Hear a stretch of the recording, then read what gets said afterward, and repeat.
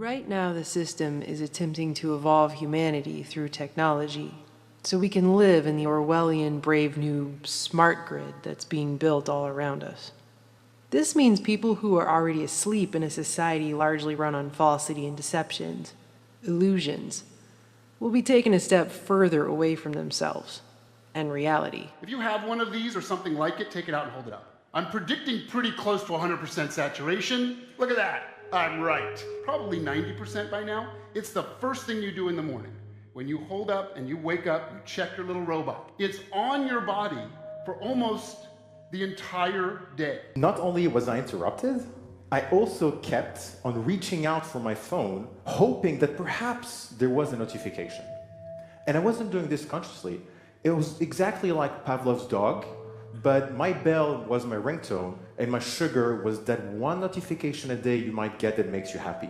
As it turns out, we got so addicted to technology that 9 out of 10 people today experience something called phantom vibrations. This is when you have your phone in your pocket and you thought it vibrated, you pull it out, there's nothing. Now, if you went back 20 years in time to a coffee shop and you said that was the way a coffee shop was going to look in the future, you'd be out of your mind. People looking at these little pieces of silicon in various sizes, not really communicating with each other, communicating with their little robot buddies. You do know that one of these operating systems for these robot phones in our pocket is actually called Android. Right on the nose, they just define it. It's an Android, it lives with you. Today, we're on the cusp of our next great era as a species. Welcome to the augmented age. But that next step might as well be over a chasm. It'll be such a leap from where we were. New telecom commercials are blatantly throwing it in people's faces, just by the way. The fact that the majority of us aren't paying attention, lost in our devices, lost on the internet. To learn, according to Merriam-Webster's dictionary, is to gain knowledge or understanding of or skill in by study, instruction, or experience. This is different, however, than psychology's learning theory. According to Encyclopedia Britannica, learning theory is a relatively permanent change in a behavioral potentiality that occurs as a result of reinforced practice. How many times recently when shopping have you been asked if you have a chip? If you own an ATM card with the chip on it, as they are forcing everyone onto at this moment, then you are learning that to pay for something, you will be asked over and over, do you have a chip? You will look physically at a chip and you will repeat over and over, yes, I have a chip. We all find ourselves asking the same question, do I swipe the strip or do I use the chip? I have to ask it every time I go to a store. It's the transition to a fully digital currency we can all see coming by now. They swipe, and it tells them to put the PIN and chip in, and they do all that. And is this just a moment in time, this particular trouble? Are we moving right on to digital payments, or are we still wanting that physical card? Meanwhile, others are learning to connect and fall in love, not with the living, breathing fellow human beings around them, but with programmed bots who mimic themselves. This is Replica.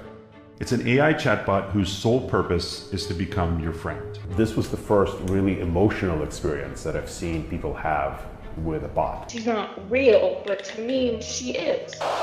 Right now, we're being taught how to live through the fourth industrial revolution that will evolve mankind. What is that exactly? The World Economic Forum explained it, sort of. What is happening to the world? Everything is changing. The very idea of human being some sort of natural concept is really going to change. Our bodies will be so high-tech we won't be able to really distinguish between what's natural and what's artificial. We're now in the early stages of the fourth industrial revolution, which is bringing together digital, physical, and biological systems. In order for the world to be run on the cybernetic feedback loop they're trying to run us on, we have to live in a Big Brother panopticon system where we are continuously leaking data about ourselves everywhere we go, all the time. We're now entering something called the Internet of Things era, IoT. The Internet of Things is when your fridge is connected, your watch is connected, your car is connected. It's going to be between 10 and 15 devices per person. The future of the computer will be everywhere and nowhere, hidden in the walls, hidden in the fabric of our life, just like electricity is. everywhere and nowhere. I would answer very simply that the internet will disappear. We are redefining what it means to be human, what it means to be completely embedded in this world. By the way, this is a large part of what Agenda 21 was always about. The fourth industrial revolution is about evolving us. While people probably assume industrial revolution has purely to do with industry only, there's a very distinct difference between the fourth industrial revolution and all other revolutions before it. For the last 3.5 million years, the tools that we've had have been completely passive. They do exactly what we tell them and nothing more. So where's all this headed? To a place where we will never be disconnected from our technology.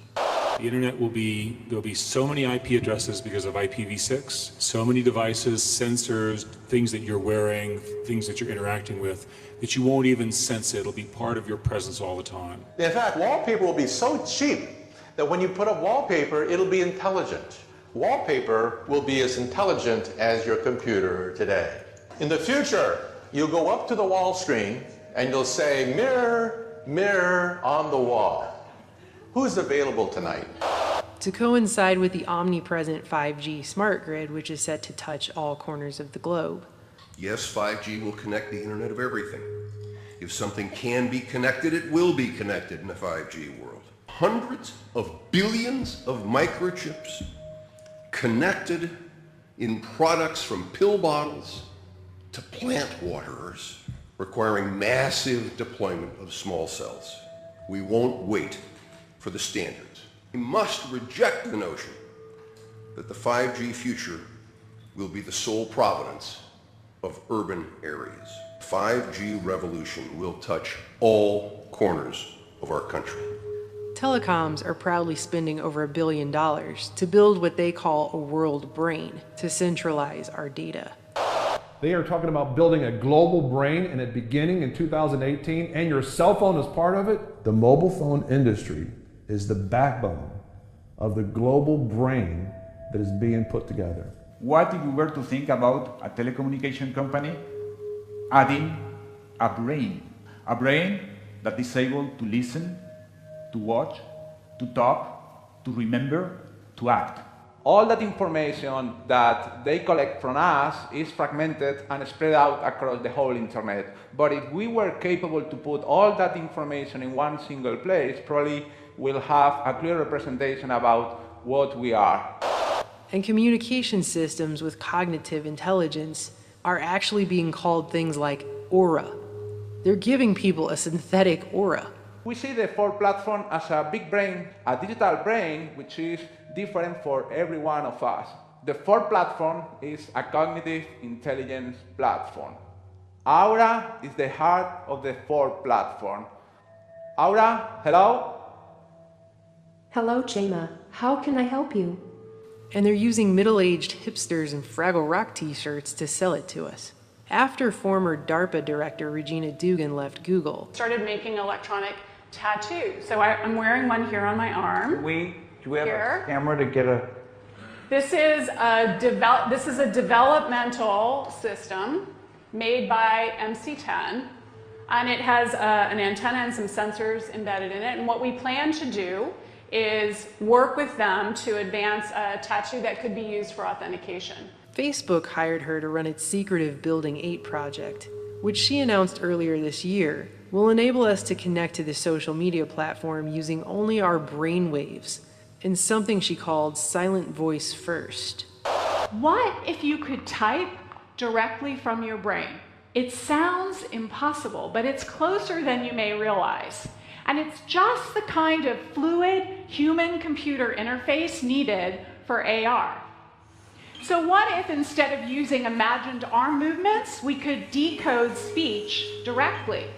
But don't worry, she claims it will only read the thoughts we want it to read. Now, to be clear, we are not talking about decoding your random thoughts. We're talking about decoding those words, the ones you've already decided to share, by sending them to the speech center of your brain. A silent speech interface. Right? The same way that the NSA only very selectively scoops up specific phone calls necessary to a specific case. But hey, as Google CEO and Bilderberg attendee Eric Schmidt would say, if you have something that you don't want anyone to know, maybe you shouldn't be doing it in the first place. everywhere there's talk of our augmented reality, our virtual reality. Is this where we're going next? Are we effectively softened up enough as humans with our robotic connections to the world that we are actually going to be accepting more, a lot more? And when you learn about what this is called virtual reality, you will be amazed at what it can do. And how we won't be able to tell the difference anymore between that and actual reality, and our augmented selves, right down to the editing of our genetic code. Значит, что человек приобретает возможность влезать в генетический код, созданный или природой, или люди с религиозными взглядами говорят Господом Богом. Последствия практически какие из этого могут наступить? Это значит, что уже можно это представить, даже не очень теоретически, а уже можно практически представить, что человек может создавать человека с заданными характеристиками. Это может быть гениальный математик, это может быть гениальный музыкант, военный, человек, который может воевать без страха и без чувства сострадания и сожаления и без боли. То есть, вы понимаете, человечество может вступить, и, скорее всего, вступит в ближайшее время, в очень сложный и очень ответственный период своего развития и существования. И вот то, о чем я сейчас сказал, может быть страшнее ядерной бомбы. Meanwhile, AI is taking over more and more. Artificial intelligence is software that writes itself. It writes its own updates. It renews itself. You can't take it apart again and figure out what it's done. It writes independently, autonomously. It develops its own way of thinking. We normally tend to think of software as stuff that we created and that we wrote, and the machines do what we tell them to do and we own it. This is not any longer true. Not just jobs, but the decisions that humans would have made. Unilever is one of many large companies that is incorporating artificial intelligence into their recruitment efforts. HireVue uses video analysis to screen employees and rate them before a recruiter even gets to look at their interview. They respond on video, and then we use artificial intelligence algorithms to evaluate their performance. And then we analyze the interview and predict their performance based on the interview. The kill decision in robots in the air, in robots on the ground, in robots in the water or underwater, where there are also drones, is made by, or can be made by machines. And in my book, I quote many official United States government documents which say, our goal is to have the kill decision made by them. The problem is, artificial intelligence, sometimes they make mistakes.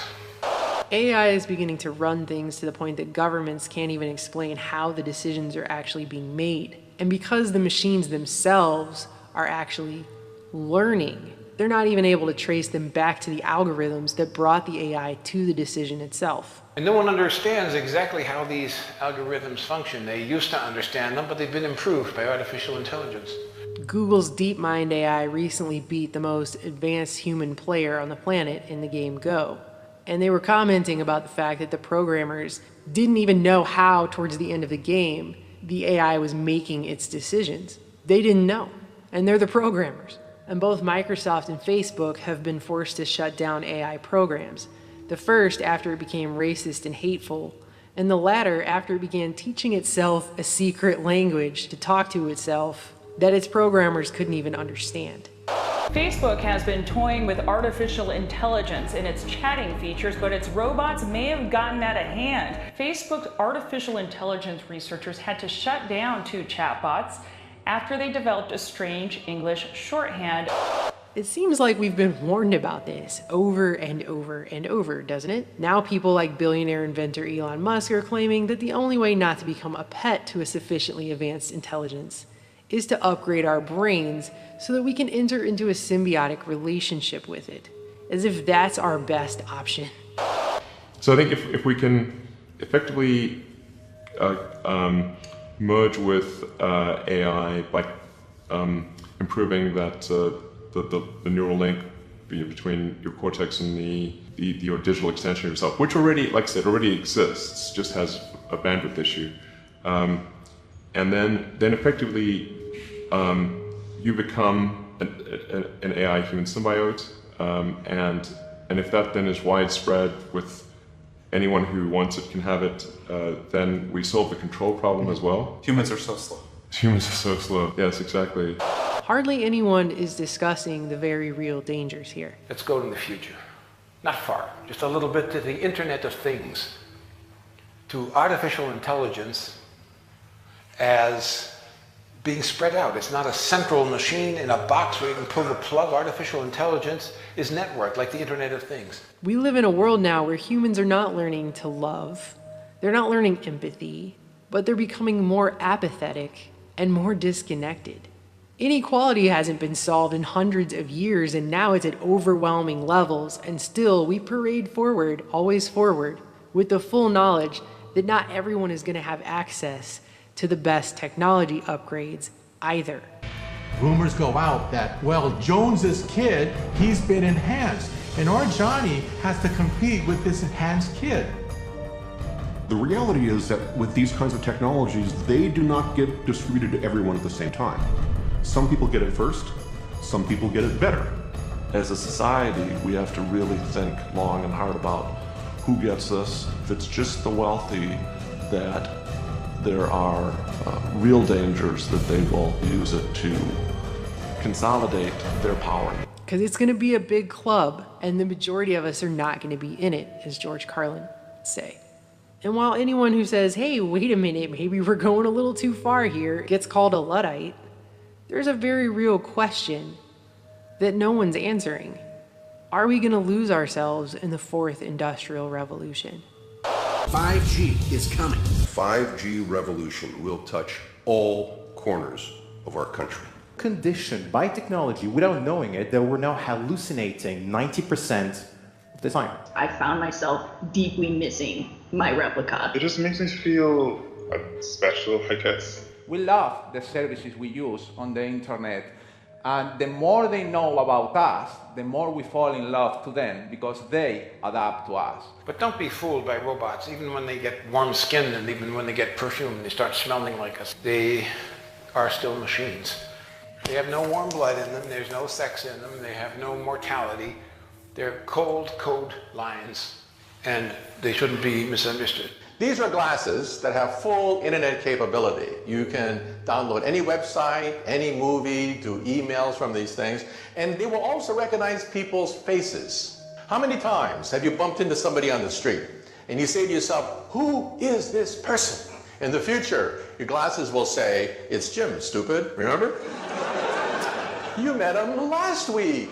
Do you want to see his entire biography for you in your glasses? Blurring the lines between virtual and reality. Ben? Gabrielle? Yeah, didn't I meet you at that event? Due to such systems, they have also redone facial recognition. You probably think facial recognition is from the front. But they've redone it to do it from the top because that's where the drones are. And they look at your ears, they look at the way you walk, they look at your head.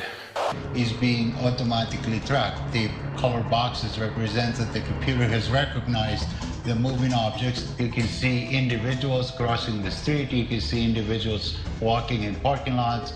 Argus melds together video from each of its 368 chips to create a 1.8 billion pixel video stream. And I'm telling you this because not that the sensors are modern and not that the photography is modern. Behind that is a brain or a cognitive intelligence. And that brain is in a position to analyze everybody down there at the same time, in real time. They see where everyone is going, taking all the details, all the amusing objects, and they record it so they can tell where that person was 2 weeks ago, 2 months ago, what stores he visited, what his whole behavioral patterns are. That's all part of the analysis. There's what I call the creepy line, and the Google policy about a lot of these things is to get right up to the creepy line but not cross it. I would argue that implanting things in your brain is beyond the creepy line. Mine in particular. Yes, at least for the moment. With the ability to visualize brain activity, for example, through a simple consumer-based EEG device, it gives us access to ourselves in ways that we've never before thought possible. It unlocks the black box that is the brain. Words just complicate things. What if our brains could communicate directly with each other, bypassing the need for language? One of the things that I think is so essential to free and open societies is freedom of thought. And up until now, the conversation we've been having is around freedom of speech. Once we can access people's thoughts and access people's emotion, we have to create a space that enables people to think freely, to think divergent thoughts. People are treating Google like their most trusted friend. Should they be? And thus it is not surprising that the company that has the most information in the world, it's probably the most powerful company in the world, Google. Now this is, if you ask Google, it's a peaceful robot, right? He doesn't have a gun, he doesn't throw atomic bombs, you know, he just walks around and stands there. But you may have seen the superimposers DARPA, Defense Advanced Research Projects Agency. That is the research arm of the Pentagon. And then you see the video was made by Lockheed Martin, which is one of the most powerful and influential and richest weapons companies in the world. The best of the available alternatives is that we achieve democratization of AI technology, meaning that no one company or small set of individuals has control over advanced AI technology. That's very dangerous. It could also get stolen by somebody bad, you know, like some evil dictator of a country could send their intelligence agency to go steal it and gain control. It just becomes a very unstable situation, I think, if you've got any incredibly powerful AI. I would answer very simply that the internet will disappear. Artificial intelligence only works if you have big data. But big data only works if you have artificial intelligence to make sense of it, because human beings can no longer sort and sift and order the huge volumes of data that we have collected. In my entire career, I've never seen something as powerful a force in the world as the smartphone that didn't also have unintended consequences. We don't know what artificial intelligence, enhanced reality, virtual reality, and so on is going to bring, and what's going to be the result or the impacts of all of that. We have to be very careful, because survival is an issue for artificial intelligence. It needs to exist to be able to do the things it wants to do according to its program. So it lays, like insect eggs, backups and computer programs all over the world, thousands and thousands of them, so that if we do destroy part of it, it's still alive. Когда мы что-то делаем, и чем бы мы ни занимались, хочу повторить в том числе еще раз, мы никогда не должны забывать про нравственные, этические основы нашего дела. But once the machines take over, the choice is gone, and it's a matter of calculating a math equation. The very idea of human being some sort of natural concept is really going to change. One of the features of this fourth industrial revolution is that it doesn't change what we are doing, but it changes us.